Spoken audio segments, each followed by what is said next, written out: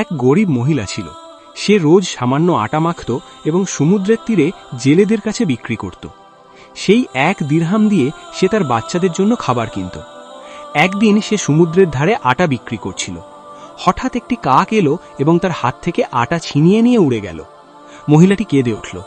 ভগ্ন হৃদয়ে সে তার রবের কাছে ফরিয়াদ করতে লাগল, হে আল্লাহ, আমার বাচ্চারা তো ক্ষুধায় মারা যাবে, আমার কাছে এই আটাটুকু ছাড়া আর কিছুই নেই। পেরেশান হয়ে সে এক আলেমের কাছে গেল এবং কান্না জড়িত কণ্ঠে জিজ্ঞেস করল, আল্লাহ কি জালেম? আলেম বললেন, না মা, আল্লাহ কখনোই জালেম হন না।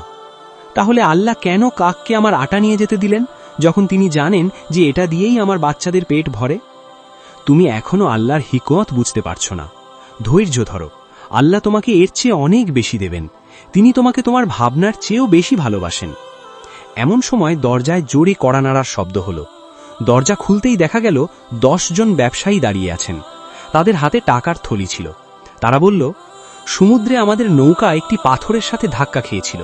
নৌকায় পানি ঢুকতে শুরু করে। আমরা ডুবেই যাচ্ছিলাম। আমরা আল্লাহর কাছে মানত করলাম, যদি আমরা বেঁচে যাই তবে আমাদের প্রত্যেক ব্যবসায়ী 10 দিরহাম করে সদকা দেব। ঠিক সেই মুহূর্তেই একটি কাক আটা নিয়ে এলো। আমরা সেই আটা দিয়ে নৌকার ছিদ্র বন্ধ করলাম এবং আল্লাহ আমাদের বাঁচিয়ে দিলেন। আলেম হাসলেন এবং মহিলাটিকে বললেন, দেখেছ মা, আল্লাহ তোমার কাছ থেকে 1 দিরহামের আটা নিলেন আর তার মূল্য 1000 দিরহাম বানিয়ে দিলেন। এখন যাও, তোমার বাচ্চাদের খাবার খাওয়াও এবং তোমার রবের শুকরিয়া আদায় করো। মনে রেখো, আল্লাহর দানে দেরি হতে পারে, কিন্তু সেখানে কোনো অবিচার নেই। তার হিকমতের ওপর ভরসা রাখো, কারণ আল্লাহই সবচেয়ে ভালো জানেন।